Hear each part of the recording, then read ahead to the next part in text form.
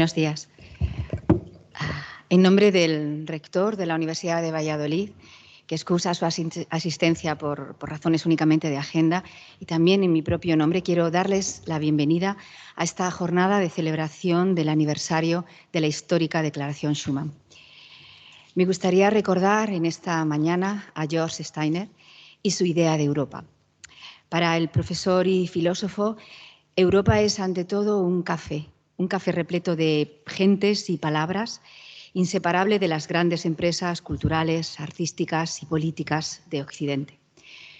Para él también Europa es un paisaje caminable con una geografía hecha a la medida de los pies, un paisaje y un camino por calles y plazas con el nombre de los grandes estadistas, científicos, artistas y escritores del pasado.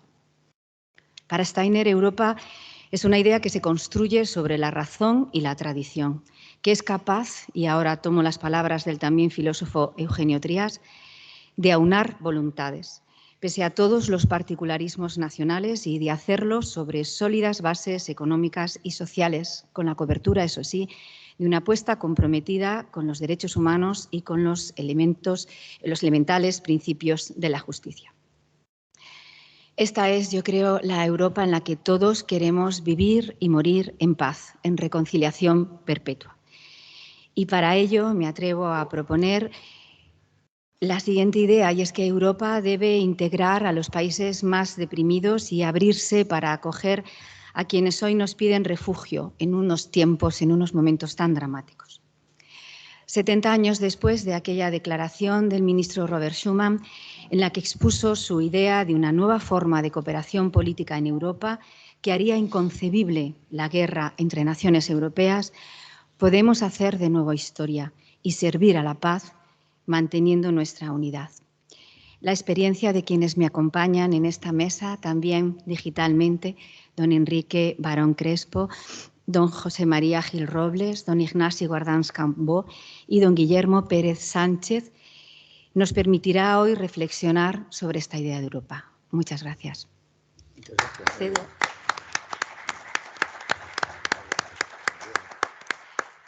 Le cedo la palabra a nuestro querido Guillermo. Él está aquí por derecho propio, claro que sí, pero también en nombre de don Francisco Fonseca, que no se encontraba todo lo bien que necesitaba estar para acompañarnos aquí. Muchísimas gracias, querida y admirada vicerrectora, por tu presencia y por tu apoyo siempre y por tus extraordinarias palabras que nos sitúan a todos en un acto trascendental. Después de 72 años hemos pasado el 70º aniversario y la Unión Europea se encamina a las bodas de brillantes. Esperemos que se puedan celebrar. Decía la señora vicerrectora, que está aquí en calidad propia como miembro destacado del Instituto, pero también, evidentemente, para representar al rector magnífico de la Universidad de Valladolid, que no puede estar con todos nosotros el recién elegido director del Instituto de Estudios Europeos, don Francisco Fonseca Morillo, porque está con una lumbalgia atroz. Y esas son palabras mayores, como todos ustedes saben, de oídas seguramente, pero lo saben. Por lo tanto, ¿verdad? Aprovechando que el Pisuerga pasa por Valladolid, pues me ha considerado que, por favor, le intentara suplir, imposible suplir a don Francisco Fonseca, pero intentaré llevar este acto de la mejor manera posible. Quiero, antes de nada, ¿verdad?, dar las gracias y la bienvenida, más allá de los alumnos de la UBA que están aquí con nosotros, de grado, de máster, de doctorado, muchos de ellos por primera vez en un acto tan importante como este. Quiero dar la bienvenida expresamente a miembros del equipo Europa. Quiero dar también la bienvenida a la vicerrectora del campus de Palencia, doña Amalia Rodríguez, aquí con nosotros. Quiero también dar la bienvenida al teniente coronel don Enrique García Bernardos, que viene en nombre del director de la academia, tan conocido de nosotros por tantos años de actividad conjunta, relaciones Ministerio de Defensa, Universidad de Valladolid. Quiero dar la bienvenida expresamente a don Marcos Sacristán, que fuera director de nuestro instituto y ni más ni menos que rector magnífico de la Universidad de Valladolid. Quiero también dar la bienvenida a doña Sonia Andrino, que procede del mundo de las telecomunicaciones, al subdelegado del Gobierno, don Emilio Álvarez, a su jefa de gabinete, al equipo Europa Direct de Valladolid y a don Jorge Losada de Radio Televisión Castilla y León. Y, si me he dejado a alguien, a todos ustedes también en ese aspecto, que es lo que realmente importa en un acto tan importante como este. Antes de presentar a quienes van a hablarnos en un momento especialmente significativo de la situación en la que está la Unión Europea, realmente en una encrucijada, a veces abusamos de los términos, pero este es más real y más actual que nunca, querría que don Francisco Fonseca, que está en la otra parte de la telemática, pudiera hablar y les pudiera saludar, ya que les es imposible estar aquí. Querido Paco, ¿estás ahí? Sí, buenos días. No sé si se me escucha. Sí, perfecto. Bueno, muchísimas gracias ante todo a ti, Guillermo, por haber aceptado suplirme en este acto y sobre todo no te preocupes porque soy insustituible. Tú lo haces mucho mejor que yo porque conoces esto al dedillo y has sido director del instituto. José María, Enrique, Ignasi, siempre deciros que lo siento mucho, que me disculpéis, pero llevo conciliando vida familiar con vida profesional, es lo que tiene la jardinería. Estoy completamente que no puedo mover la espalda, literalmente no puedo andar, por lo que me disculpéis, y simplemente deciros que muchas gracias por estar aquí, que yo quisiera simplemente dar las gracias a través vuestro a la Asociación de Antiguos Miembros del Parlamento Europeo, porque creo que sois un arma fundamental para vivir Europa en el territorio y, como ya le he dicho a Valérie, vuestra mujer para todo en Bruselas, quiero que ese instituto siga contando con vuestra asociación para impulsar Europa en España y en Valladolid. Dicho esto, ¿quién mejor que vosotros para este acto? José María, Enrique, Ignasi. Pertenecéis a las 3 familias políticas que han hecho posible Europa.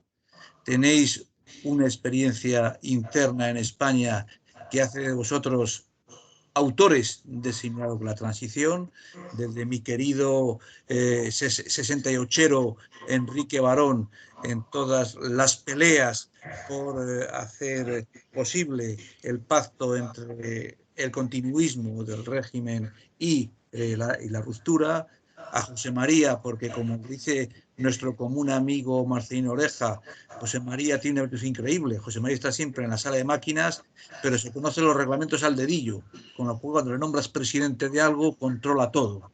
Y a Ignasi, que simplemente a Ignasi le conocí un poco después ya, también en Bruselas, pero Ignasi, ¿quién mejor que el nieto de Francesca Ambó para explicarnos el milagro que hemos hecho en España dentro de Europa? Muchas gracias y de nuevo, disculpe. Muchas gracias. Muchísimas gracias, querido Paco, querido director. Con el permiso de la vicerrectora y presidenta de este acto, voy a presentar ya lo que es el acto académico, la mesa redonda a la que nos vamos a enfrentar ahora mismo. Como todos ustedes saben, la mesa redonda lleva por título genérico La Unión Europea 72 años después, lecciones desde la experiencia, ni más ni menos, unas lecciones que, si siempre son necesarias, mucho más en este tiempo en el que estamos. Por lo tanto, va a ser impagable la experiencia, nunca mejor dicho, querido Ignasi, querido Enrique, querido don José María, de los que han hecho posible que el proceso después de Schuman siguiera y no se detuviera. Por tanto, es importante esa cuestión. Voy a hacer una somera presentación de los 3 ponentes y luego les daré el uso de la palabra, primero a don Enrique Barón, luego a don José María y luego a don Ignasi Guardans y Cambó, ¿verdad? Para que aproximadamente en 15 minutos puedan compartir con nosotros aquello que tengan a bien y que realmente suponga aspectos fundamentales que nos lleven a pensar y a reflexionar para ver, parafraseando a Robert Schuman en su libro póstumo Por Europa, para ver si el balance si el balance 72 años después sigue siendo positivo. Por lo tanto, me parece que es una cuestión enormemente importante. Bueno, la presentación de mis tres ilustres colegas de mesa tiene un hilo conductor que es el derecho. Ese es un hilo conductor fundamental de ellos. Y por lo tanto, esa cuestión, pues efectivamente, ya nos facilita mucho lo que tenga que decir. Obviamente tienen currículums inabarcables, inconmensurables, que no tenemos ahora tiempo para plantearles en toda su totalidad. Ellos tampoco hace falta, ¿verdad?, que haga aquí ahora un exhorto, porque son de sobra conocidos, pero bueno, sí que merece la pena decir algo al respecto. Bueno, don Enrique Barón Crespo, que le tengo aquí, ¿verdad?, un viejo conocido de la Universidad de Valladolid, nos ha comentado, que es algo que se me había pasado a mí de largo, que sus vínculos con Valladolid vienen de los años 80, de los años 60, de cuando le daba cobijo y le daba rancho en el Colegio Mayor Santa Cruz el ilustre catedrático de Geografía de esta universidad y director del Colegio, don Jesús García Fernández. Por lo tanto, como ven, don Enrique Barón, que dio clases en el INEA, ni más ni menos, tan importante, ¿verdad?, en esta tierra, incluso también clases en la propia Universidad de Valladolid. Bueno, pues evidentemente, como ya he dicho antes, es licenciado en Derecho por la Universidad Complutense, ejerció de abogado en materia de derechos humanos en esos años tan complejos y tan difíciles, ¿verdad?, que barruntaban ya el final del régimen y el camino a la transición. Por lo tanto, es uno de los protagonistas de esa etapa sin par de la historia de España. Fue incluso ministro de Transportes, Turismo y Comunicación en el primer gobierno de Felipe González. Fue elegido diputado al Parlamento Europeo en el año 1986, órgano en el que permaneció hasta el año 2000. En el mismo... 2009, perdón, efectivamente, tengo aquí el dato. En el mismo fue presidente de dicho Parlamento Europeo, fue también presidente de la Comisión de Asuntos Exteriores y presidente de la Comisión de Comercio Internacional, representó al Parlamento Europeo en la Conferencia Intergubernamental del Tratado de Lisboa, ni más ni menos, ¿verdad?, y ejerció como presidente del Movimiento Europeo. Por lo tanto, como ven, toda una carrera dedicada a lo mejor del europeísmo. Recientemente estuvo en Valladolid en un acto en el que vino acompañado de personalidades como Fernando Savater o Luis Garicano, que llenamos hasta la bandera, como se suele decir, el Instituto de Estudios Europeos. Quizá tendríamos que haberlo traído aquí, pero como director que yo era, quería que se imbuyeran de lo que es la sede del instituto y por tanto lo hicimos allí con un lleno que no nos hubieran permitido nunca jamás por el tema de aforos, como ustedes saben. Querido Enrique, bienvenido. Voy a presentar también muy someramente a don José María Gil Robles y Gil Delgado, otro apellido ilustre de la historia de España, también un viejo conocido de este instituto. De hecho, el año pasado, como recordará, don José María dio la lección magistral en el Día de Europa y hoy también nos acompaña, como todo el mundo sabe, don José María es licenciado en Derecho por la Universidad de Salamanca, inició su carrera política como letrado de las Cortes, dirigió el Boletín de Legislación Extranjera y fue editorialista, colaborador y miembro del Consejo de Redacción Cuadernos para el Diálogo, tan importante, como todos ustedes saben, en esos años también cruciales de la historia de España. En el año 2004 obtuvo la cátedra Jean Monnet de la Universidad Complutense. En el 2006 fue designado director del Centro de Excelencia Trujol y Serra, de nuestro querido maestro Trujol y Serra, de todos los que estamos aquí, que hemos hecho, ¿verdad?, carrera, por decirlo de alguna manera, europeísta. Yo le guardo un carísimo recuerdo a Trujol y Serra porque nos facilitó al doctor Ricardo Martín de la Guardia y a mí mismo que ni más ni menos reeditáramos en el año 2004 el célebre libro de Richard Coudenhove-Kalergi, Pan Europa, que no se había editado en España desde 1926. Por lo tanto, don Antonio Trujol nos dio esa oportunidad impagable para nosotros. Don José María también fue elegido por el Parlamento Europeo, por el Partido Popular, en enero del año 1997 y se convirtió en presidente de esta Cámara para un mandato que abarcaba la segunda mitad de la legislatura del año 2004-1999. Don José María, muchísimas gracias. Luego le daré también el uso de la palabra.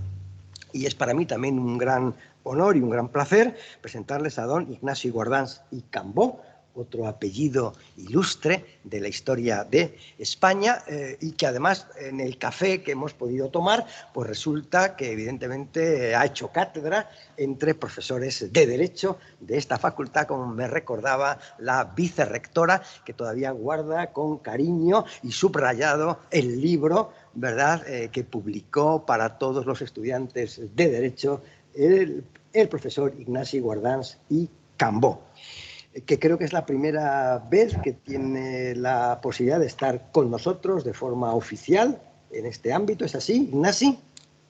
Pues la primera vez en la facultad, sí, si refieres, en el instituto. Sí, exactamente, en la universidad. Sí. Bueno, diré también, como he dicho antes, que don Ignacio Guardans y Cambó es licenciado en Derecho y doctor por la Universidad de Navarra, que fue profesor de Derecho Internacional Privado, voilà, ¿verdad? Derecho Internacional Privado, en la Universidad de Navarra y en la de Barcelona. Inicia su actividad política como diputado por Convergencia y Unió por Barcelona en el Parlamento de Cataluña y luego también será diputado en el Congreso de los Diputados, también por Barcelona, cargo que ocupó hasta el año 2004. En el año 1999, el año 2004, fue miembro de la Asamblea Parlamentaria del Consejo de Europa, ni más ni menos, y de la Unión Europea Occidental, también ni más ni menos. En junio del año 2004, abril del año 2009, fue diputado de Convergencia en el Parlamento Europeo, fue vicepresidente de la Comisión de Comercio Internacional y miembro de las comisiones de Libertades Públicas, Justicia e Interior y de la de Cultura y Educación. Fue director general, si mis datos están bien, Ignasi, si no me corriges, ¿verdad? Estamos en un aula universitaria y eso se puede hacer. Director general del Instituto de la Cinematografía y de las Artes Audiovisuales. Y ahora mismo también, bueno, tiene tareas en la asesoría de industrias culturales y políticas europeas con sede en Bruselas. Bueno, como ven ustedes, ¿verdad?, la crème de la crème de personalidades que están llamadas especialmente a que nos hablen desde la experiencia y nos den un hilo de esperanza en la situación en la que estamos. Debo de decir públicamente, como estoy diciendo cada vez que tengo oportunidad en los últimos tiempos de dar clase, que yo personalmente, Guillermo Pérez, director del instituto, está compungido. Nunca lo había estado como hasta este momento, ni siquiera en la década nefasta también de 1990, con la guerra de los Balcanes, ¿verdad? Había sufrido, quizá porque allí era mucho más joven y estaba en otras calendas. Aquí, digamos que con más experiencia, ¿verdad?, la situación me lleva prácticamente incluso a la desolación a veces. Por eso quiero escuchar y espero con fruición lo que se nos pueda decir de la coyuntura y de la encrucijada en la que está el ámbito europeísta. Dicho esto, vamos perfectamente bien de tiempo. Voy a dar el uso de la palabra, como había prometido y dicho, a don Enrique Barón Crespo, para que nos exponga sus inquietudes a este respecto. Enrique, cuando quieras. Te aviso, no te preocupes, te doy el toque. Buenos días, estimada vicerrectora, autoridades académicas y conciudadanas y conciudadanos europeos, que eso lo somos ya de pleno derecho. Para mí es una gran satisfacción volver a Valladolid, a su universidad, y bueno, ante todo saludar a Paco Fonseca, que nos estará escuchando, que está en una situación que en Europa la denominan italianos y alemanes como el golpe de la bruja, que te deja bloqueado. Y bueno, espero que se mejore y que podamos tenerle presencialmente pronto. Muchas Yo voy gracias. a concentrar mi intervención, bueno, más que en hablar de la experiencia, que es el recuerdo de los errores cometidos. Voy a hablar de construir el futuro superando el pasado, que es donde nos encontramos en este momento. Con un cierto planteamiento cinematográfico. Voy a hablar de 3 momentos. Uno de 1950, otro del final de la Guerra Fría y la caída del muro, que viví muy directamente, y otro el momento actual. Para no quedarnos un poco en la lamentación, yo creo que ahí se ha producido un cambio histórico fundamental. 1950. El 9 de mayo de 1950, Robert Schuman, que era ministro de Asuntos Exteriores de Francia, lee un documento fundacional que se conoce con el nombre de la Declaración Schuman en la Salle de l'Horloge del Quai d'Orsay, y tiene interés describir en qué circunstancias se produjo.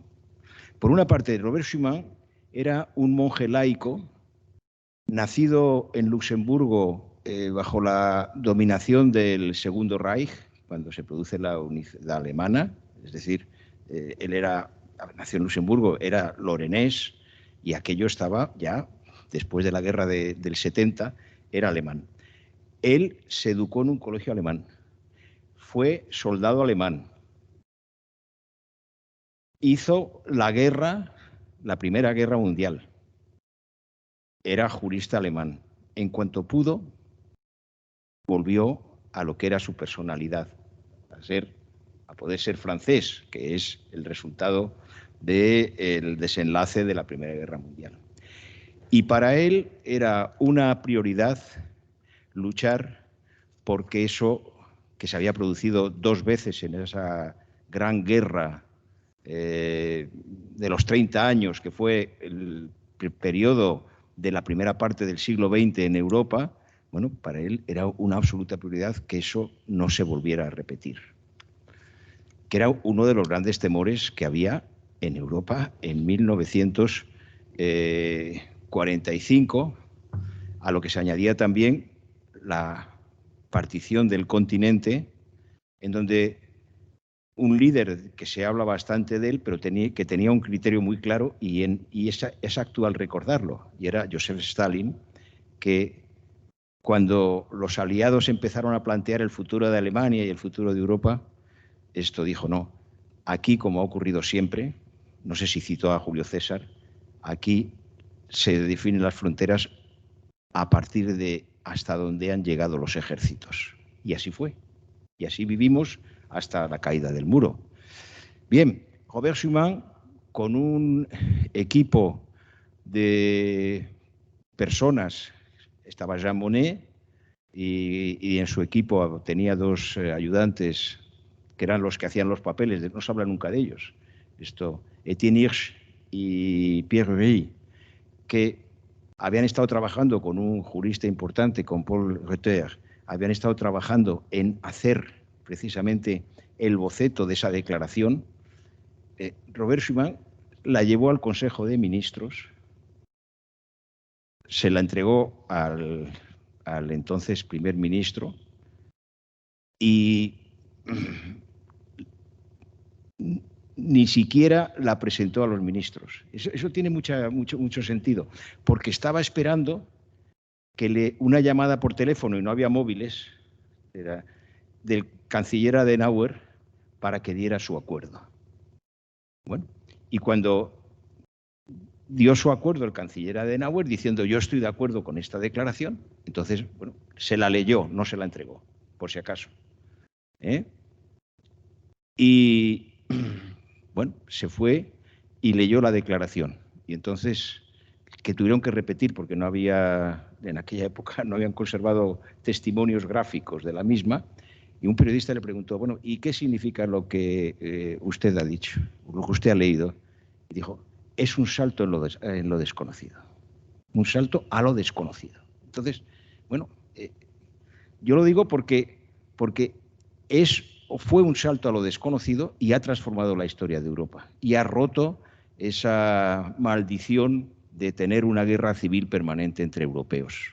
Y eso es lo que nos ha permitido llegar hasta hoy. Un dato más del que no se habla suficientemente. Los padres de Europa, bueno, también había madres, pero en aquella época había menos, tenía menos protagonismo, ¿no?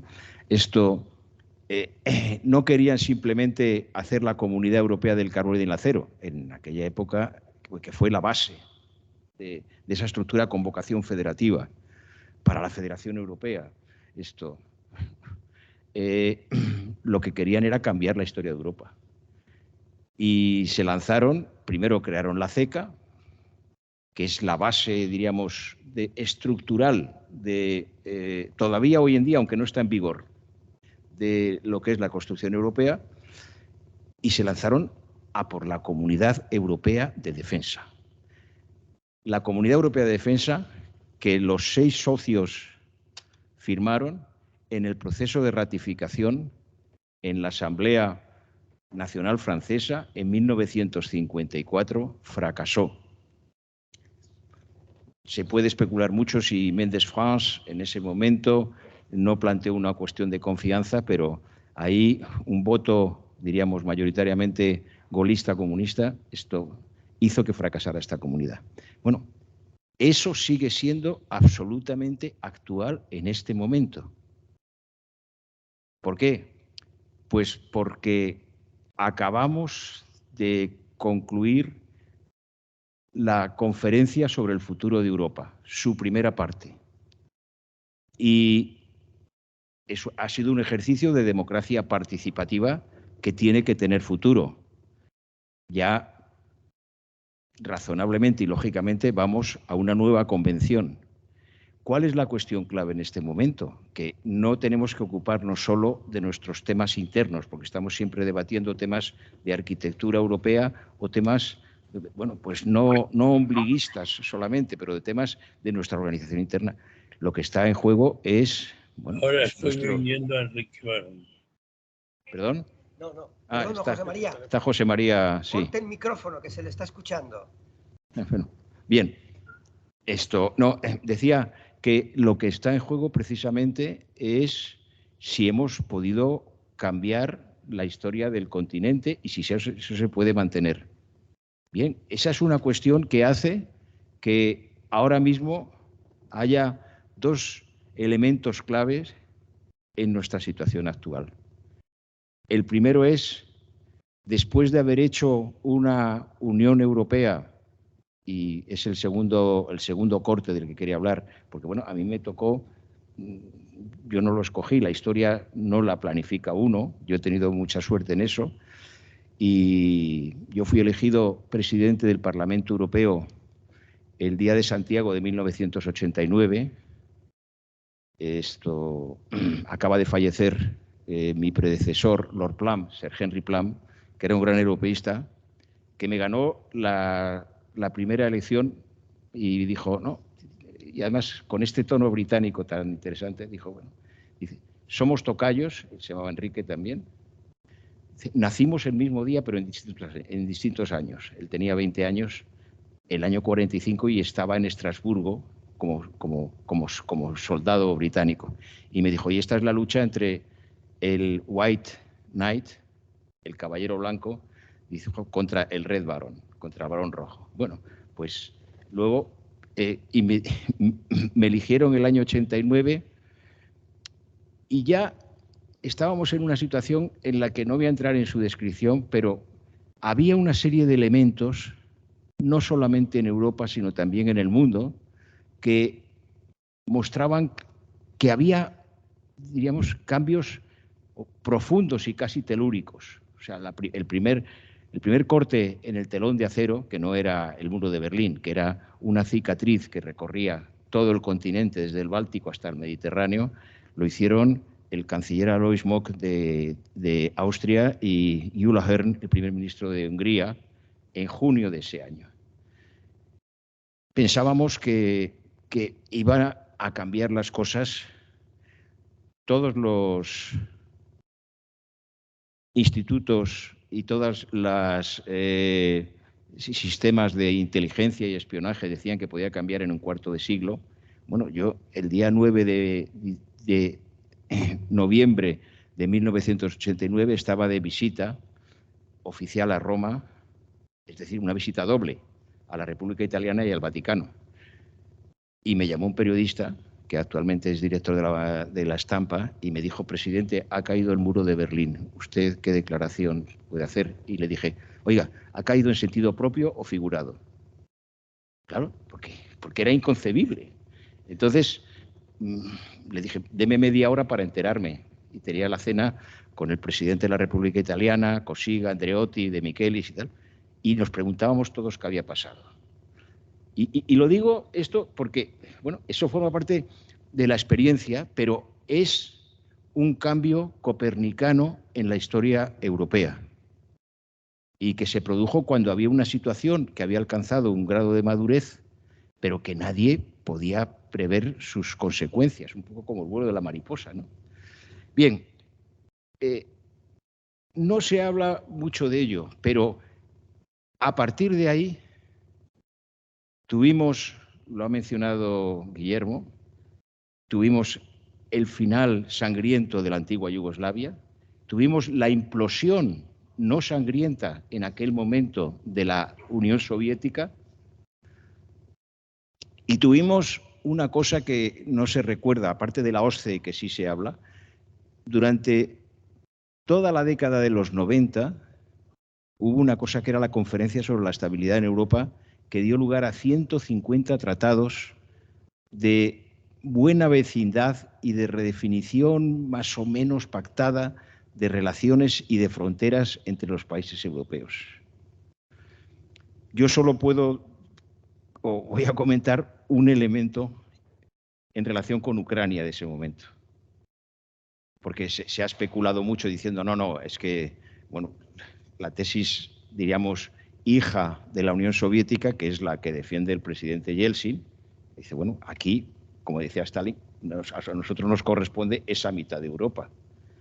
Y bien, esa es una lógica que han seguido todos los imperios, diríamos, y en la línea de la Santa Alianza, porque también ahí el zar en ese momento tuvo un papel decisivo para el futuro de Europa y también de España, que no se habla mucho de ello. Bien, esto... había una especie de zona gris o de no de tierra de nadie, pero que después de diríamos, de el tsunami que permitió a los bálticos el poder recuperar la libertad e incorporarse, y luego también a una serie de países de Europa Central que formaban parte del mundo del Pacto de Varsovia y del mundo dependiente de la Unión Soviética, ahí quedó Ucrania. Yo recuerdo uno de los representantes de Ucrania, cuando me vino a ver, yo era presidente, y me dijo que, bueno, que querían ellos también ser parte de este futuro y que incluso querían que les ayudáramos, porque Ucrania en aquel momento tenía más cabezas nucleares, más ojivas nucleares que Francia y Gran Bretaña juntas. Claro, ahí hubo un esfuerzo muy importante para controlar el mercado secundario de cabezas nucleares. Evidentemente, el Parlamento Europeo era un lugar para seguir eso, pero no era un lugar para negociar qué se hacía con las armas nucleares. En fin, esto lo digo porque no se suele mencionar estos temas, pero sí hubo un trabajo muy intenso, pero quedó toda esa zona gris. Y lo que pasa es que ahí hay un principio que tenemos que defender todos los demócratas, bueno, de que hay que respetar la capacidad de definición y autodeterminación de los pueblos. Y ese es el caso de Ucrania, en donde la actitud heredera del imperio ruso y también del imperio soviético es considerar que eso forma parte de Rusia. Bien. Y el momento actual, y ya creo que... 3 minutos. 3 minutos, que es el momento actual. Bueno, yo el momento actual creo que, en primer lugar, la Unión Europea ha sido capaz de superar una cadena de crisis como son la pandemia, afirmando la necesidad no solo de la Unión Europea de Salud, sino también una política activa que nos ha colocado pues, en cabeza en la respuesta a la pandemia. Ha sido capaz de definir un plan para su futuro, que es el plan de New Generation, de la próxima generación, que supone un salto muy importante hacia la federalización, vía no solamente de un refuerzo, de una duplicación del presupuesto y también de el proceder a la mutualización de la deuda. Y ahora el tema que se le plantea directamente es que la Unión Europea tiene que hacer realidad esa Comunidad Europea de Defensa, porque gastamos los europeos de la Unión casi tanto, mucho más que Rusia, pero casi tanto como China y de manera apreciable esto. Y tenemos unos resultados escasísimos en ese terreno y ahí tenemos que afirmar también nuestra capacidad. Bien, ¿eso qué supone? Supone incluir la Unión Europea de Seguridad y Defensa como algo activo en el terreno no solamente industrial, en el terreno tecnológico y también con una capacidad para poder defendernos y para poder también tener esa presencia. Eso es una de las cosas absolutamente necesarias que está en juego. La otra es, y este es uno de los desafíos que se plantean de cara a la convención que se tiene que producir, y el papel, una vez más, de la presidencia francesa va a ser muy importante, porque de todos los que hemos cambiado, los que más han cambiado son, en este momento, son los alemanes. Alemania ha roto el tabú desde 1945 de no abordar estos temas y ha duplicado también su presupuesto de defensa. Y Francia, que está pidiendo ahora mismo, está presidiendo el Consejo Europeo y está planteando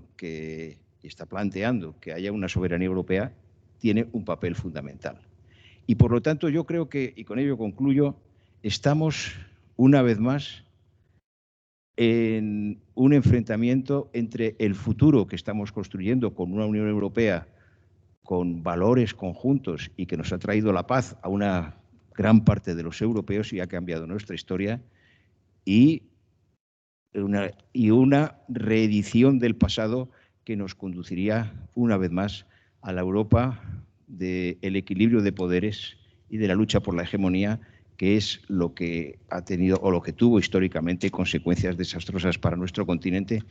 Y yo creo que es una apuesta que tenemos que ganar y que tenemos que avanzar decisivamente en ella para nosotros, bueno, para nuestros hijos y también para el futuro de la humanidad. Muchas gracias.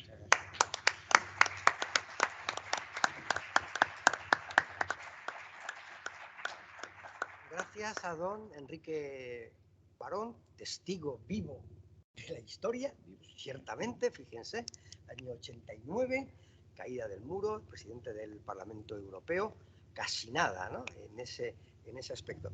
Bueno, curiosamente, ahora mismo le voy a dar la palabra a don José María Gil Robles, que también, por estas cosas del destino, va a ocupar la presidencia del Parlamento Europeo en un momento también enormemente crítico, en la última fase de las guerras balcánicas, en el año 99, en el bombardeo de la OTAN a Serbia por el tema de Kosovo.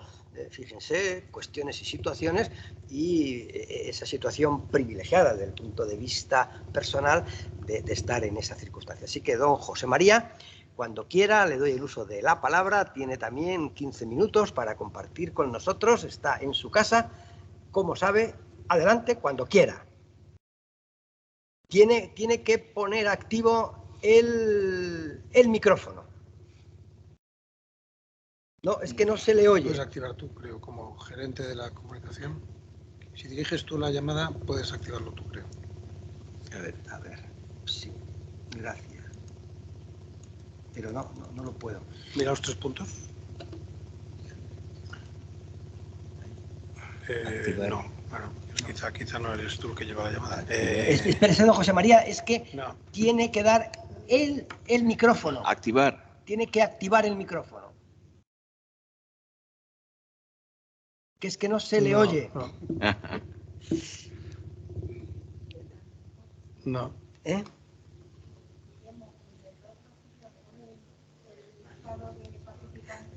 A ver, voy a echar mano de mis colegas peritos en estas cosas, a ver cómo salimos de este desfase. En el lateral. Pero Vete con el ratón al lateral donde está José María Girones. ahí. Intenta ahí. Ahora. Eso. No, pero ahí es. Intenta ahí, a ver.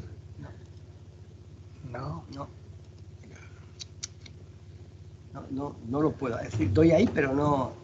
A ver, Pablo. Convertir en asistente. Si hacemos vida. Convertir en asistente no será.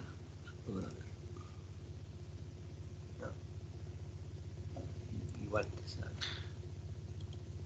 A ver, si alguien ha silenciado, le puede resilenciar. Se ha autosilenciado disciplinadamente. Sí, pero los asistentes Ahí. pueden silenciar. Tienes que perdonarme, José María, tienes que activar tu micrófono que no te escuchamos. Convertir en asistente. Es que yo creo que es convertir en Convertir en asistente. asistente. Sí. Mira, a ver eso, cambiar. A ver. Es lo que vamos a hacer. No lo consigue. Deshabilitar micrófono o al revés. Es que es él quien tendría... Ahora sí, Convertir en moderador, a ver. No, pero tienes... Vale. Está hablando además. Está José hablando, María, tiene usted el micrófono apagado. Espera un momento. No le escuchamos, don José María. Tiene un teléfono, hay alguien que le puede Sí, llamar por me teléfono. están ya llamando.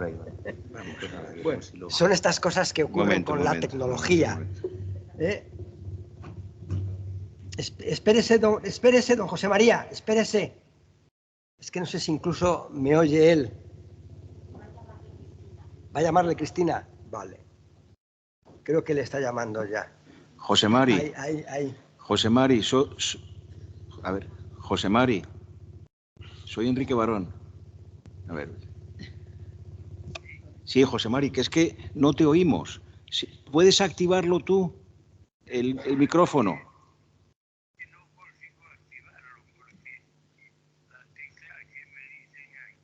Sí. Tiene que ir con el ratón y en el micrófono que tiene una raya. Ahí somos analfabetos informáticos. El ratón no va. Pues no sé. ¿Y no tienes a nadie ahí que te pueda echar una mano? Pues que se desconecte y se vuelva a conectar, que será más rápido, porque entonces estará conectado. Si se desconecta y se vuelve a conectar. Dile que se desconecte. Te voy a dar a ti el uso de la palabra mientras. Pero eso cambia todo. Si yo lo despojo. No. Espera, vamos a ver esto. No sé, es que no sé cómo podemos. Arriba, micro, pero eso es... Sí. Claro. Sí, es ahí donde tiene que darle. Bueno, inténtalo otra vez. Arriba, inténtalo a ver, sí. ¿Qué hacemos? Inténtalo. ¿Tú estás hablando con él o no? Sí. Pues que arriba, en el menú arriba, claro. En el menú arriba... Arriba tiene un dibujito de micrófono. En el menú arriba pone micro. En el menú arriba. Hay un dibujito de pone micrófono, tiene que pinchar ahí. En el menú arriba pone micro. No, esto no lo va a hacer. Esto ahí lo vamos a liar más. Esa sí que no tiene... A ver. Yo eso me parece... A ver. Eso es complicado ya. Eso ya es. Sí. Ya, sí. A ver, no. Está dando ahí, pero no. No hacemos vida. Ahora. No. Mira que lo tenía activo mientras ha estado ahí. Eso es por coger la llamada. Sí, José María, sí. ¿Habla? Habla. Sí. Hombre, sí, ya. Venga. Menos mal. Venga, José María. Pues voy a intentar valerme de esta experiencia. Y esta experiencia quiere decir que nuestra Unión Europea está están en el aire como mi sistema de comunicación con vosotros. Pero en fin, a pesar de estar así en el aire, vamos subsistiendo, porque ya Monnet dijo que la Unión Europea se hacía de crisis en crisis, y la verdad es que de crisis en crisis vamos sobreviviendo. Esta es probablemente la más dura de las crisis que estamos sufriendo. Es la primera vez que nos hacen la guerra abiertamente a la Unión Europea. Bueno, no dice Putin que la hace a la Unión Europea, pero como si lo dijese, porque la verdad es que la está haciendo a la Unión Europea. Y a pesar de eso, pues la Unión Europea está consiguiendo ponerse de perfil y ayudar a los que sufren la guerra sin involucrarse en la guerra. No sé cómo se puede hacer eso. No se hace eso porque de hecho nos estamos involucrando porque de que esa guerra lo ganen los ucranianos o los rusos dependerá en gran parte nuestro futuro. Yo quiero pensar que la van a ganar los ucranianos gracias a la ayuda de los europeos, o sea que a la larga la vamos a ganar los europeos. A la larga porque no es una guerra que va a terminar pronto. Ojalá yo estaría encantado con que terminase en muy breve plazo. Estaría encantado con que Rusia hoy hiciese grandes ceremonias de haber ganado la guerra, aunque no la haya ganado. Porque la verdad es que se ha metido en una guerra que lo único que ha conseguido es perder. Pero bueno, a pesar de todo, ojalá volvamos a una situación por lo menos parecida a la que hemos tenido hasta estos mismos días. ¿Y cómo se puede conseguir eso? Yo no soy militar y no lo sé, pero hasta el momento los ucranianos se van defendiendo cual gato panza arriba. Ese refrán en español describe mejor la situación que cualquier otro. Y van consiguiendo mantener su independencia o por lo menos su autonomía. Y si ellos consiguen su autonomía, nosotros también conseguiremos ayudarles y establecer la nuestra. Es decir, aparte de que aquí hace falta dos cosas: que terminen las operaciones militares, que es fundamental para que termine una guerra. Sin ello no se puede decir que termine. Y segundo, que en este caso terminen las operaciones militares y que la situación continúe aproximadamente la misma que antes de empezar esas operaciones militares. Es decir, que defienda su soberanía ucraniana, que defienda su independencia hasta donde es posible. Bien, ese es el desideratum. Y luego lo que es posible. Lo que es posible es que los europeos consolidemos nuestro propio sistema de defensa, que hagamos un sistema defensivo que llevamos muchos años organizando, pero que no terminamos de poner en marcha. Y que ahora ya no tenemos más remedio que poner en marcha, porque cada vez nos van metiendo los psicólogos en esa guerra. No porque lo queramos, contra nuestra voluntad, pero contra nuestra voluntad nos vamos metiendo Dios en esa guerra. Además, no contra nuestros deseos, pero es absolutamente indispensable que la ganemos y que la situación se estabilice como antes de... Porque la independencia de Europa en estos momentos depende de que operaciones militares en Ucrania las gane el bando de Ucrania y no el bando de la Unión Soviética. Vamos a rezar, porque aparte enviar toda ayuda posible a otros, lo que podemos hacer es rezar para conseguir que ese objetivo se consiga, para alcanzarlo. Hay que pedir a Dios, porque solo en Él podemos confiar en la nuestra impreparación, el poder conseguir que se termine la guerra de Ucrania en un statu quo, en una situación que sea más o menos la que estábamos. Y hay que sacar la lección. La lección es que tenemos que hacer rápidamente la Europa de la defensa para hoy, no para mañana, para hoy. Es decir, a la máxima velocidad posible y con todos los recursos en la Unión Europea. Como todas las lecciones difíciles, esa costará asimilarla y nos está costando asimilarla. Pero la estamos asimilando a golpes, que es la manera de ser más única y eficaz de hacerlo. Yo lo único que puedo hacer ya desde la jubilación es predicar. Ya no estoy en edad de dar trigo, pero hay que predicar que es necesario que nos preparemos cada día mejor a defendernos, y solo de una manera eficaz podemos hacerlo, y es defendiendo los puntos.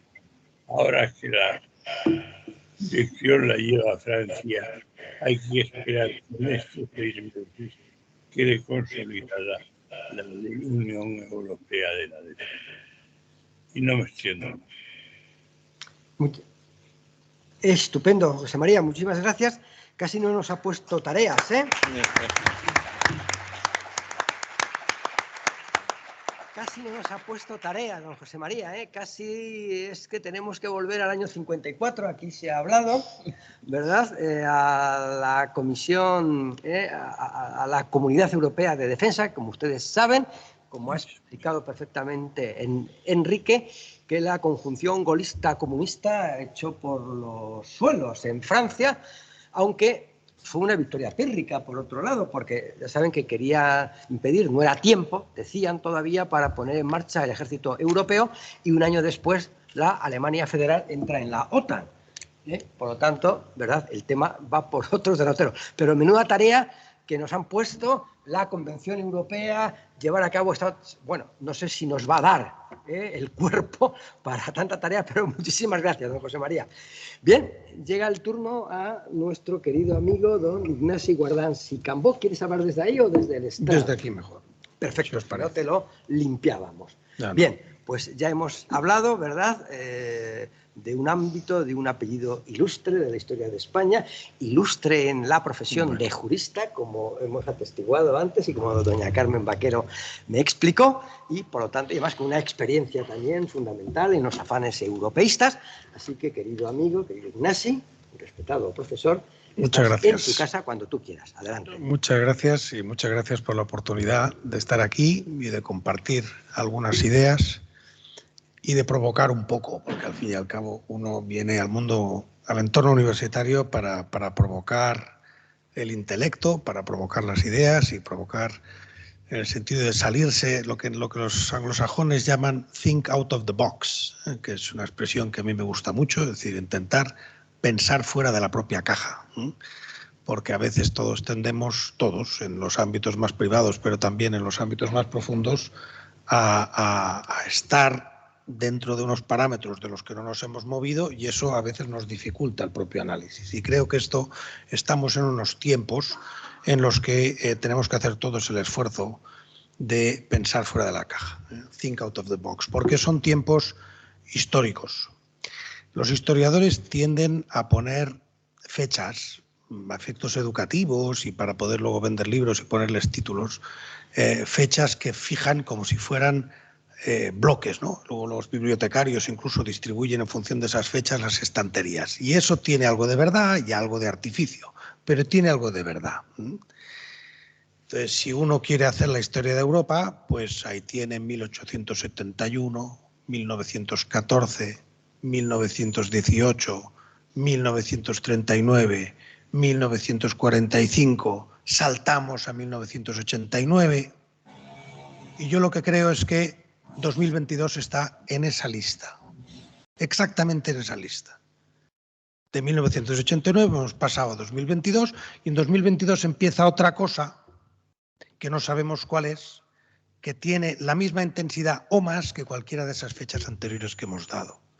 Entonces, efectivamente, no es que todo haya ocurrido solo en 2022, pero 2022 es la tormenta perfecta a partir de la cual empieza otra era política en Europa, radicalmente distinta, como lo fue el final de la Guerra Fría y como lo fue el final de la Guerra Mundial y como lo fue la Segunda, como lo fue, etc. Es decir, estamos en esas. Estamos en esas. El presidente Scholz, canciller Scholz, en su discurso ante el Bundestag, para explicar cuáles eran sus propuestas y su reacción ante la invasión de Ucrania, utilizó una expresión, ustedes saben que la lengua alemana tiene esa fuerza de a veces sintetizar todo en una sola palabra, ¿no? Es la enorme fuerza que tiene ese idioma. Y utilizó una expresión que toda su audiencia en alemán entendió muy bien y le revolvió en la silla, porque dijo, estamos en un Zeitenwende. Zeitenwende. Un Zeitenwende es un cambio de tiempos. Cualquier alemán sabe cuál fue el Zeitenwende anterior, 1989. En 1989 los alemanes en los colegios estudian que ese fue su Zeitenwende, cambio de tiempos. Y dijo Scholz, y comparto plenamente, ahora estamos en otro Zeitenwende.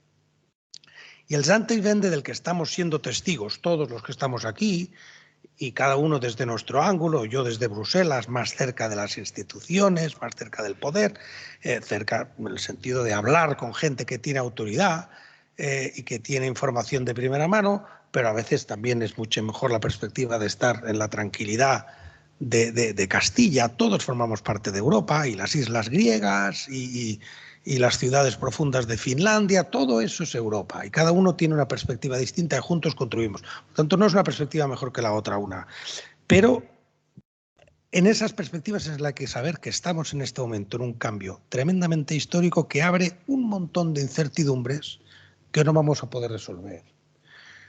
Y no tenemos cómo resolverlas porque nos falta información para resolverlas y nos falta que se aclare un poco hacia dónde estamos yendo.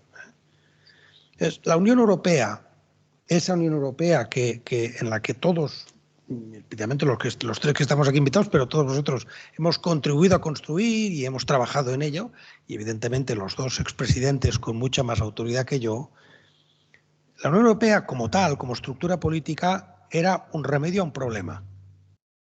Yo soy profundamente europeísta, he dedicado 30 años de mi vida, más, podría decir, a trabajar en la Unión Europea, pero nunca he hecho un fetiche ni una religión de la Unión Europea. La Unión Europea era una estructura, era y es una espléndida estructura política para una solución a un problema, que es lo que ha planteado muy bien Enrique. El problema en ese momento era el enfrentamiento entre Francia y Alemania, la guerra mundial. Salíamos de la guerra mundial y Schuman diseñó de una forma casi en brocha gorda en ese momento y luego se ha ido construyendo algo que resolviera esa tensión.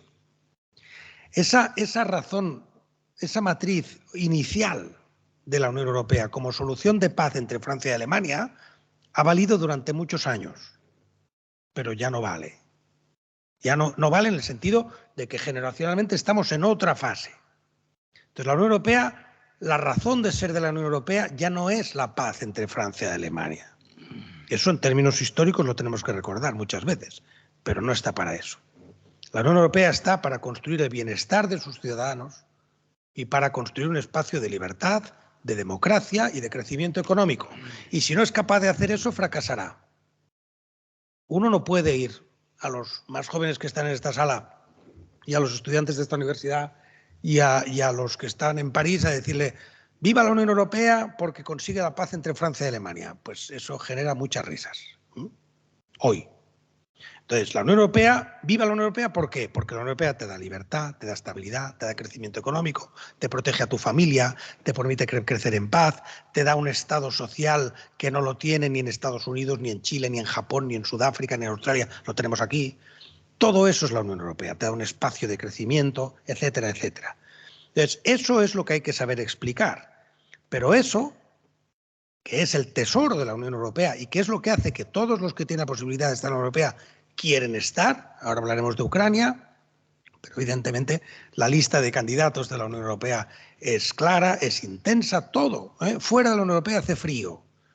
Y en el propio Reino Unido, pues si veis las cifras, o si ven las cifras económicas que han sacado antes de ayer sobre el impacto del Brexit, ahora que ya lo pueden separar del COVID, porque esta gente han estado drogados por el COVID, en ese sentido. El COVID les ha enterrado el problema.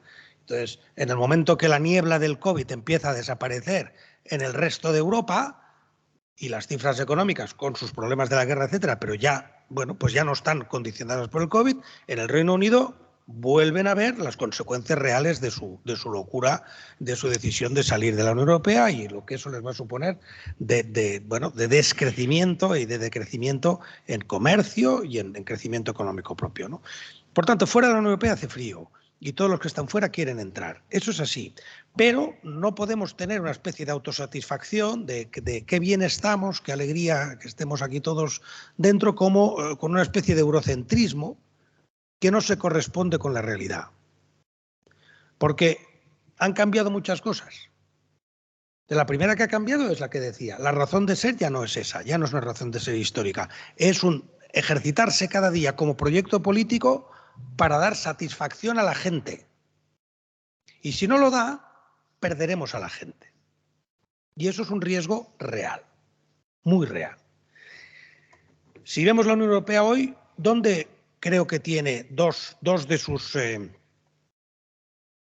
no digo amenazas principales, pero bueno, sí, challenges principales, que es un poco más sutil que amenaza, que son, bueno, retos principales que afrontar, Sobre todo con una mirada que es la que efectivamente el 9 de mayo permite, que es mirar hacia atrás, ¿no? Con una mirada un poco histórica. La primera es que el mundo en el que estamos no es el mundo de 1950.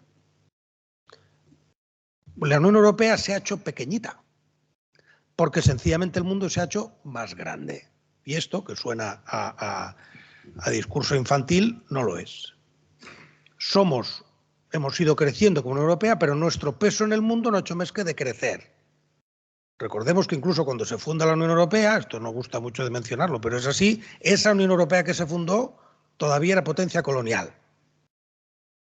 No lo decimos mucho eso, pero de vez en cuando es bueno recordarlo. Esa Unión Europea que firmó el Tratado de Roma era varias potencias coloniales. Entonces esas potencias coloniales pues ya no son potencias coloniales, claro, y por tanto África no es parte de la Unión Europea, tiene sus acuerdos, etcétera, ¿no? Por tanto, el peso demográfico de Europa en el mundo, el peso económico de Europa en el mundo es mucho más pequeño que el que fue cuando se constituyó e incluso durante muchos años después, ¿no? Y eso es una dosis de realismo que hay que tener, no para deprimirse ni para asustar, no, para jugar con las cartas no marcadas, para saber exactamente de qué estamos haciendo, de qué estamos hablando, ¿no? Cuando el otro día salió el voto, 2 ha habido ya en la Asamblea General de Naciones Unidas sobre el tema de Ucrania, y todos tuvimos una enorme satisfacción de la cantidad de apoyos, porque eso fue trabajo diplomático de la Unión Europea, de la cantidad de apoyos que habíamos tenido en esta lucha contra Rusia y en la defensa de Ucrania, pues uno veía la lista y decía, mira qué bien, qué gran trabajo ha hecho la Unión Europea para conseguir esos apoyos. Hasta que sacas la calculadora. Y cuando sacas la calculadora resulta que es menos de la mitad de la población del mundo la que apoya o la que condena a Rusia. Menos de la mitad de la población del planeta estaba con la Unión Europea. La otra mitad de la población del planeta no apoya a la Unión Europea. Esto hay que saberlo, ¿Por qué? Porque si no nos hacemos trampas al solitario y nos creemos que estamos donde no estamos. Por tanto, el mundo ha cambiado. Y la Unión Europea tiene que tener una relación con el mundo que se adapte a esa realidad, en la que es un enorme poder económico, comercial, es un enorme poder de algo que a los juristas nos apasiona y que es real, que es un enorme poder normativo. Cuando la Unión Europea hace una ley bien hecha, esa ley se copia en el planeta. Y eso, los ciudadanos que no saben derecho, que no tienen por qué saberlo, lo valoran menos y lo entienden menos porque es una especie de influencia a largo plazo, pero es una influencia brutal. O sea, toda la legislación de protección de datos del planeta, los que la tienen, el que no quiere tener, algunos no tienen legislación de protección de datos ni de la privacidad, pero los que la tienen es toda europea. La de telecomunicaciones es europea. La de salud es europea. La de calidad de la construcción es de matriz europea. Cuando la Unión Europea ha hecho cosas bien, después de mucho esfuerzo normativo, eso es un esfuerzo. O sea que, por poner un ejemplo, ¿no?, de algo de lo que se habla poco. O sea que yo no voy a decir que la Unión Europea ha perdido influencia en el mundo. No, la tiene muy importante. La tiene en lo político hasta donde puede y la tiene en el ámbito normativo. Pero en otros ámbitos no. Entonces, ahí hay un reto que exige tratar al mundo de otra manera y, sobre todo, tener una dosis de realismo sobre cómo nos enfrentamos con el mundo. Pero luego tenemos un problema de puertas adentro, que es tremendo y que ese sí que es un riesgo grave de la Unión Europea. Sobre todo, ¿por qué? Porque la Unión Europea es una suma de democracias, por definición. Y entonces ahí está nuestro propio caballo de Troya. Como nos creemos profundamente la democracia y como resulta que la Unión Europea no se gobierna solo desde el Parlamento Europeo, sino que se gobierna también por la suma de las voluntades democráticas de sus 27 parlamentos nacionales y de sus 27 gobiernos, resulta que hay que tener muy presente lo que está ocurriendo en esas 27 democracias. Y en esas 27 democracias, lo hemos visto en Francia, lo vemos en Hungría, lo vimos en el Reino Unido, que les llevó a irse, pero lo estamos viendo también en España, cada uno, y lo vemos en Italia, y podemos hacer la lista muy amplia, pues hay un cambio de paradigma político de enormes consecuencias para la Unión Europea. De enormes consecuencias.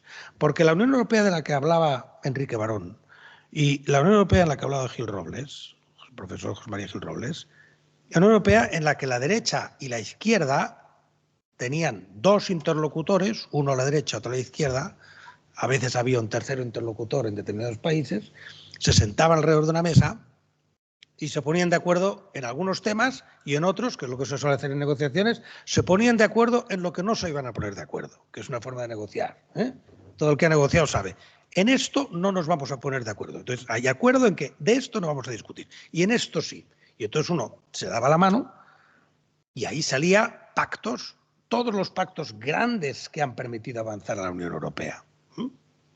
Porque existía una derecha y existía una izquierda, con modelos sociales distintos en algunos temas, sobre el papel del Estado, sobre la libertad individual, etcétera, pero con una sustancia común muy clara. Hoy, en la actual Unión Europea, esa dicotomía se ha terminado. Y la dicotomía actual, peligrosísima dentro de la Unión Europea, entendida como masa poblacional, como conjunto de ciudadanía, tanto si es real como si es percibida, es posible que lo que voy a decir sea solo percepción, eso lo dirán los historiadores, pero en todo caso, en parte por percepción y en parte por realidad, no está entre derecha e izquierda, está entre los que están dentro y los que están fuera. Está entre los que forman parte del sistema, los que consideran que están representados en los parlamentos, los que consideran que su voz existe, los que ven un periódico y se reconocen en él, los que ven un ministro y se reconocen en él, los que ven un gobierno y se reconocen en él, en el gobierno de la oposición, y los millones que creen que no están, que su voz no existe y que están fuera. Y que la Unión Europea los países de la Unión Europea están controlados por unas élites y que ellos están fuera de eso. Esa es la realidad de la Unión Europea hoy. Ya he dicho, una parte de eso tiene verdad y otra parte es percepción, pero en política la percepción es lo que se impone. Y entonces todo ese conjunto más o menos difuso y que adopta distintas formas en los distintos estados, de los millones que no se consideran representados, son lo que está generando esos populismos a la derecha o a la izquierda, pero con enormes puntos en común. Y ese es el enorme enemigo de la Unión Europea tal como lo hemos conocido, porque perciben que su enemigo no solo está en el gobierno nacional, su enemigo está en la estructura misma de la Unión Europea y en tal como la hemos conocido. Ayer, el Partido Socialista francés, el partido de Delors, es que es increíble, el partido de Mitterrand ha hecho un pacto con Jean-Luc Mélenchon para ir juntos a las elecciones legislativas. ¿Y dónde han cedido? En Europa. El capítulo de Europa de ese pacto es aberrante para cualquier europeísta. Aberrante, y sobre todo para cualquiera que conozca esto cómo funciona, porque pide cosas que pide también Le Pen, pide la renacionalización de determinadas políticas, pide soluciones francesas a problemas para enfrentarse a las soluciones europeas. Eso lo ha firmado el Partido Socialista francés, el partido de Mitterrand, insisto, y el partido de Delors. Por no decir ya las cosas que propone Mélenchon en el ámbito europeo. Entonces yo no sé qué resultado va a tener eso, solo sé, veremos qué pasa, porque está todo muy abierto, ¿no? Pero lo que sí creo que es importante en un día como este, en el que queremos hacer un poco de reflexión, es saber que los peligros de la Unión Europea los tenemos dentro, y que lo que tiene que tener es una parte de estímulo en positivo. Es decir, tenemos que construir una Unión Europea que dé respuesta a los ciudadanos, que salga de sus despachos, que salga de un determinado concepto elitista que desde el centro se le explica a la periferia lo que tiene que hacer.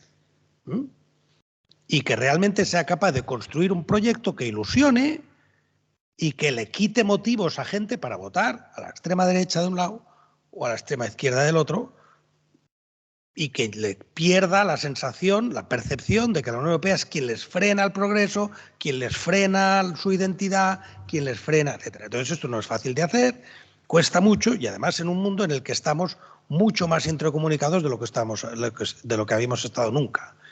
Durante muchos años los que trabajamos en temas europeos hemos soñado, y es un discurso que tanto José María Gil Robles como Enrique lo reconocerán, hemos hablado de la carencia, de la falta de una demos europea.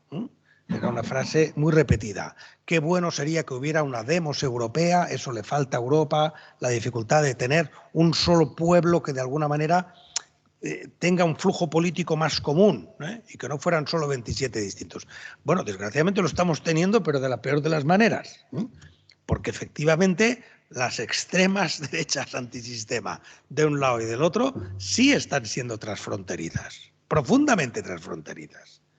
Por tanto, sí hay un flujo de ideas que se está construyendo y una especie de demos populista que sí es muy similar al populismo en la parte italiana, en la parte francesa y algunos de los elementos que tenemos aquí. Y hablo de un lado y del otro, Y las redes sociales, etcétera, contribuyen a esto, aunque no solo, ¿no? Por tanto, preguntabas, bueno, ¿hay que ser optimista? Yo creo que hay que ser optimista siempre, porque la situación no es en sí negativa en el sentido de que haya que estar con un pesimismo, en una negatividad, como decirlo así, que nos lleve a una desesperación colectiva, en absoluto.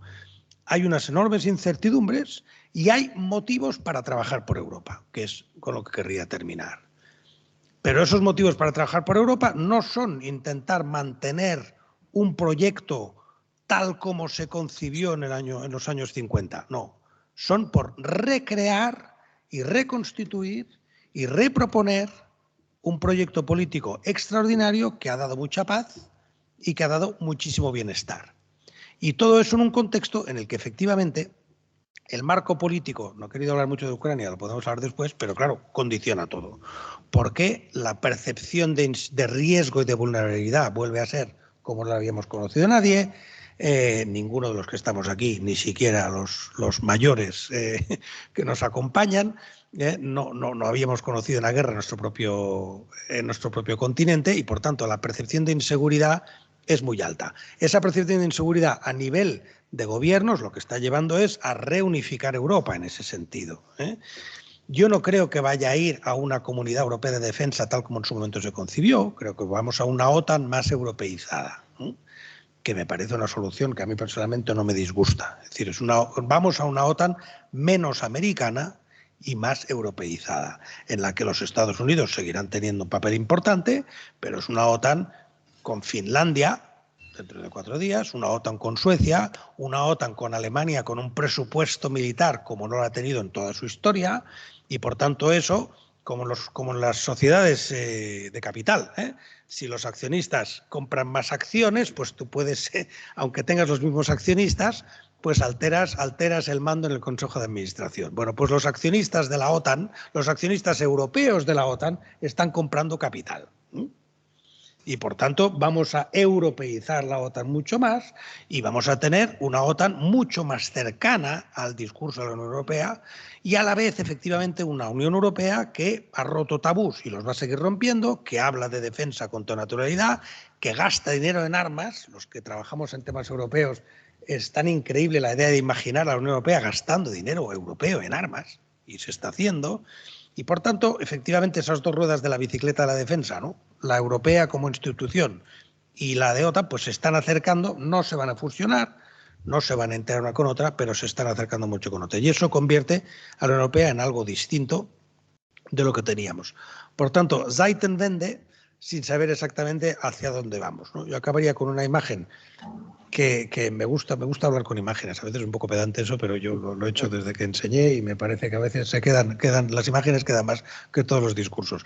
Y sobre todo porque algunas ya vienen de frases hechas. Los americanos utilizan una expresión que en España, por lo que sea, no entra mucho en nuestro imaginario popular, que es que cuando la pasta de dientes ha salido del tubo, nunca vuelve a entrar.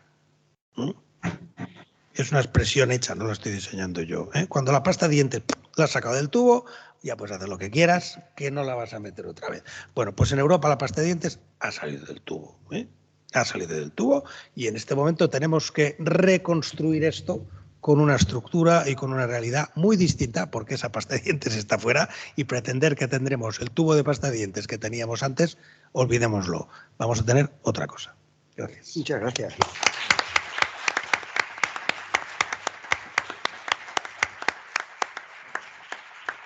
Querido profesor, muchísimas gracias. Estaba pensando, según hablaba usted, que es uno afortunado al estar en la universidad. Anteayer daba clases a mis alumnos del máster procedente de secundaria, que van a ser los encargados, ¿verdad?, de trabajar todas estas cosas en los institutos y en las escuelas.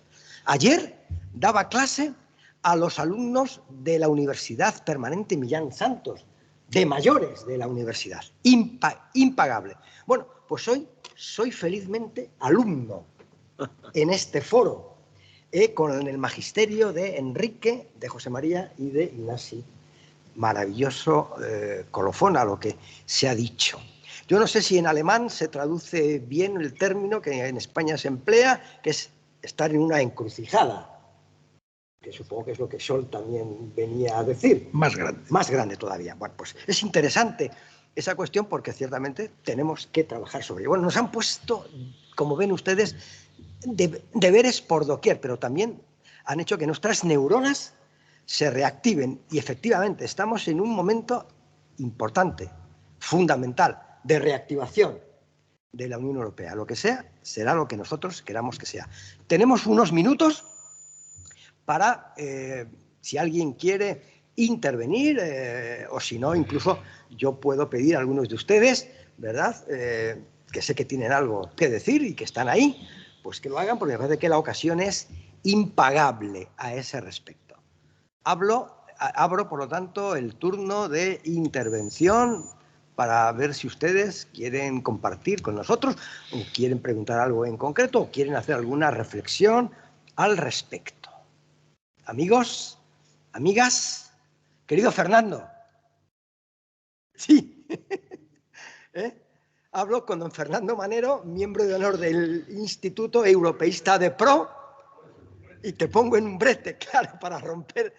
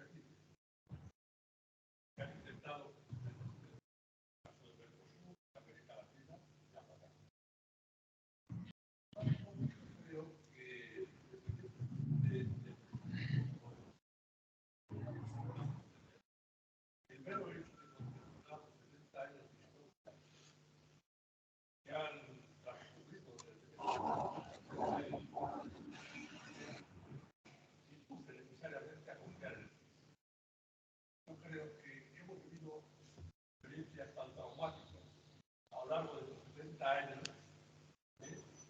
sobre la base además de la experiencia adquirida en el siglo XX, que por más que haya motivos para la preocupación, creo que ese bagaje adquirido, acumulado, esa experiencia que ha sobrevivido a crisis tremendas, hace pensar que el futuro de la Unión Europea está asegurado.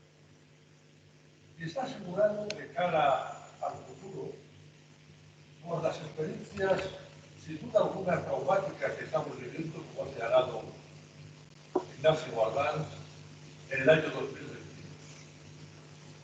Yo creo que lo que está ocurriendo en el este de Europa, la reconfiguración que se está produciendo en el escenario internacional, contribuye a reafirmar la necesidad de seguir manteniendo la Unión Europea frente a Rusia, frente a la prepotencia china y frente a los nuevos equilibrios que en el mundo surgen en el contexto de la globalización. De hecho, así lo estamos viendo. Europa está reaccionando, con algunos matices, a la agresión rusa sobre Ucrania. Alemania ha cambiado sustancialmente su política de defensa.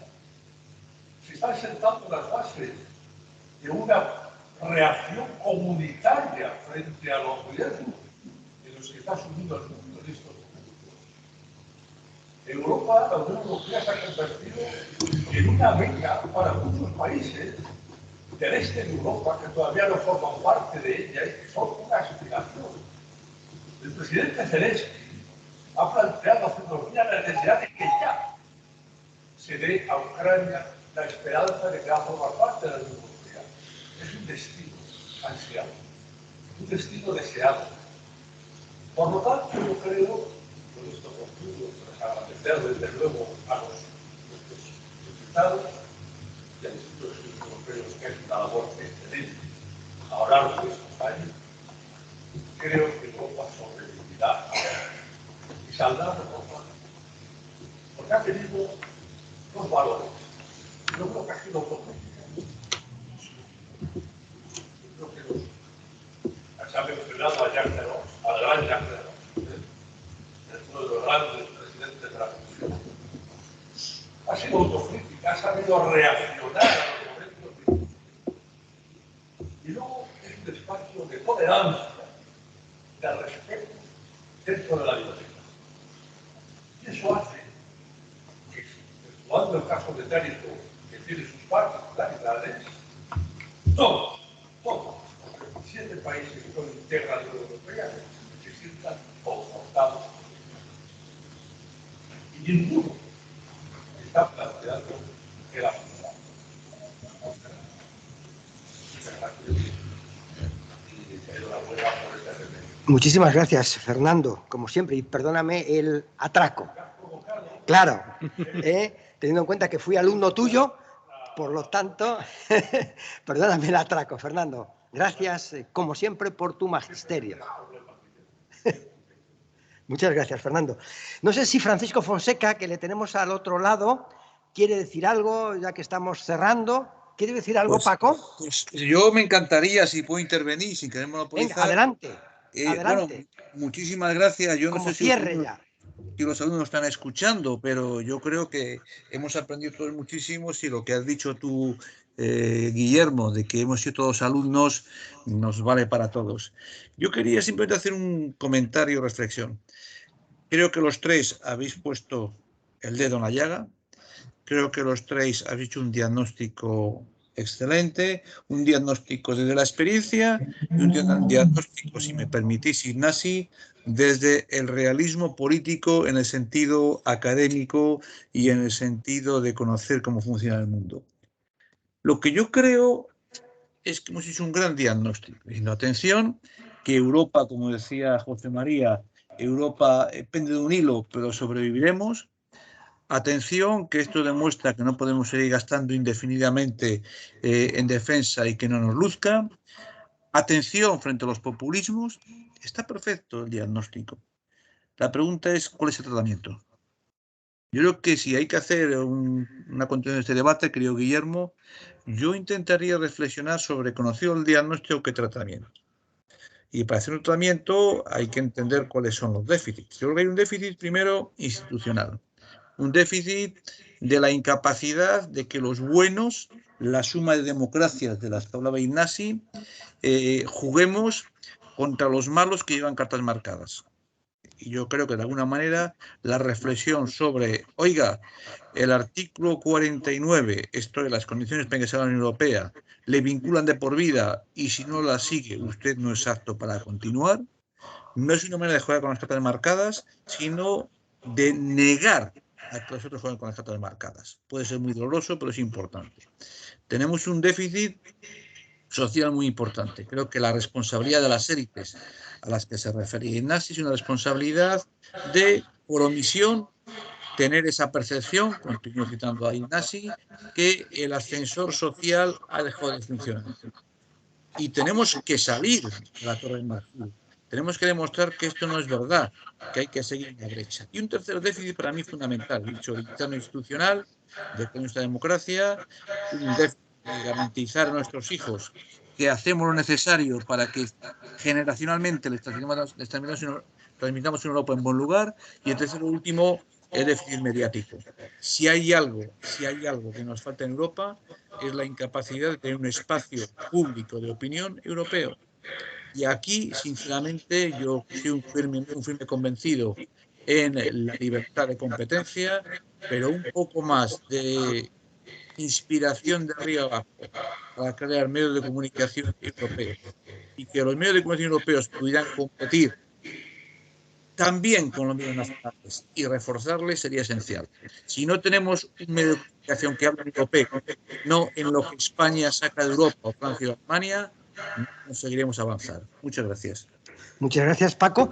Me dice el doctor Guardans que equilibre y que interpele a un jovencito, y sé a quién voy a interpelar. Le tengo enfrente, mi querido amigo, el representante del Parlamento Europeo. No te queda otra.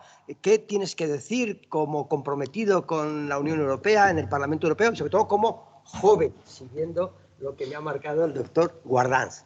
¿Qué nos tienes que decir? ¿Qué piensas de todo esto? Bueno, es como decir, habla un poquito más alto si puedes.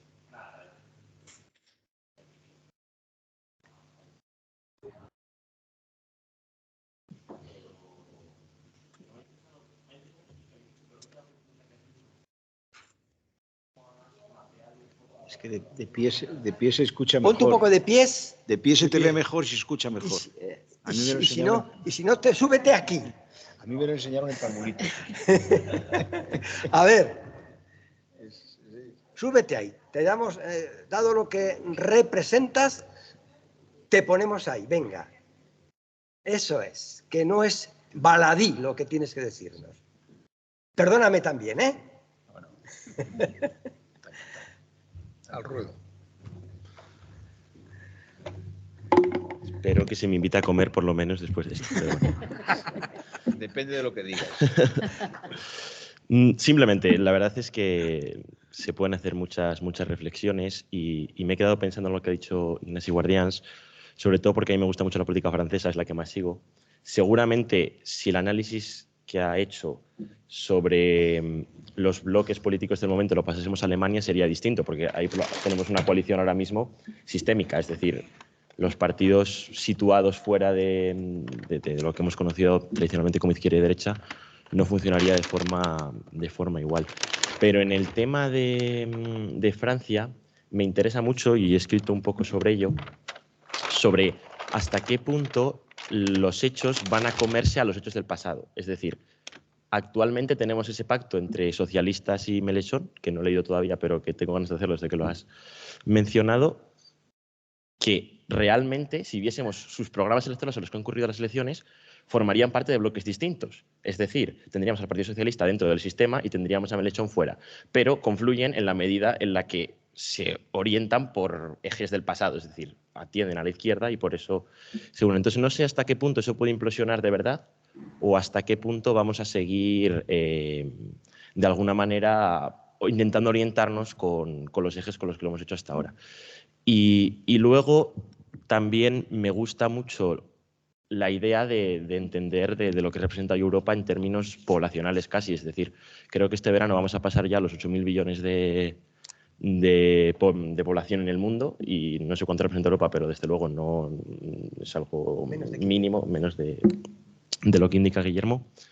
Pero es que la verdadera cuestión es que nos hemos convertido un poco en los ricos del pueblo que tiene una casa grande, que es nuestra democracia europea, pero no sé hasta qué punto somos unos ricos emprendedores capaces de seguir influyendo en el mundo. Y creo, y en eso sí que soy muy europeísta, que la unión, de alguna manera, o la profundización en una unión federal o federada, es decir, que coja vectores de lo que es el sistema federal, es la única forma que tenemos. Yo he escrito también un artículo hace poco que digo que Europa es Ávila. Es decir, yo como ciudadano de Valladolid veo Ávila como un sitio al que solo puedo ir si apruebo una oposición y en el que solo puedes vivir si eres funcionario o me toca cortar el pelo o tomarme un café. Como ciudadano de Valladolid. Pero es que mis amigos de Madrid ven así a Valladolid como un sitio al que solo iría si me destinan para dar clase o algo aburridísimo. No vendría aquí a montar una empresa. Pero es que mucha gente en Europa ve a España así. Pero es que ya mucha gente en el mundo ve a Europa como yo veo a Ávila. Por tanto, eso es un poco lo que me preocupa y me ha hecho pensar mucho las reflexiones de Ignacio. Y me callo. Te calles, perfecto. Muchísimas gracias. Bien, yo apoyo la moción de que le invitemos a comer. Vamos, lo que invitéis a comer, o sea, bien, que creo que amigos, efectivamente se lo ha ganado. Amigas, es la hora, hay que hacer las cosas también como corresponden para que las meditemos y las resumamos. Le voy a rogar a la señora vicerrectora que antes de que cierre el acto entregue a don Enrique Barón y a don Ignasi Guardans y Cambó un recuerdo y un regalo del instituto, y que tiene ya don José María, porque se lo enviamos el año pasado. Fundamentalmente es el libro con motivo de los 70 años de la declaración Schuman, que 30 investigadores de la casa, que no es poco, hicimos y que se publicó en el año 2020. Querida vicerrectora, te lo dejo de tu mano. Es un placer.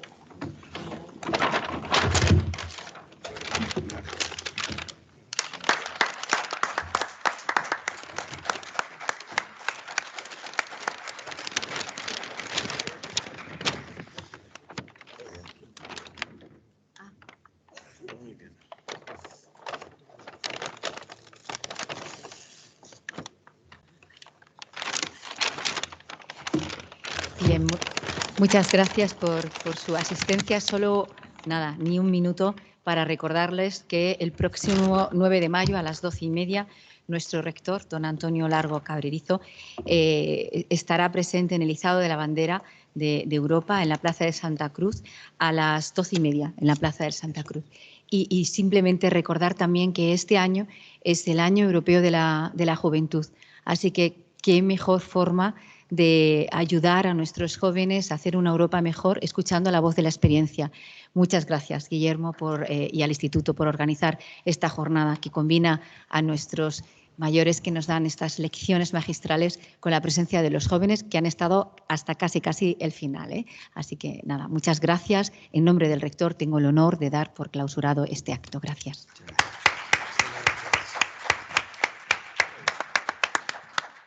Gracias, don José María. Hasta otra. Muchas gracias a todos vosotros.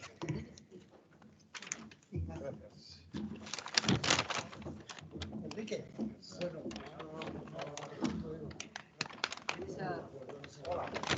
¿Qué tal, profesor? Muchísimas gracias.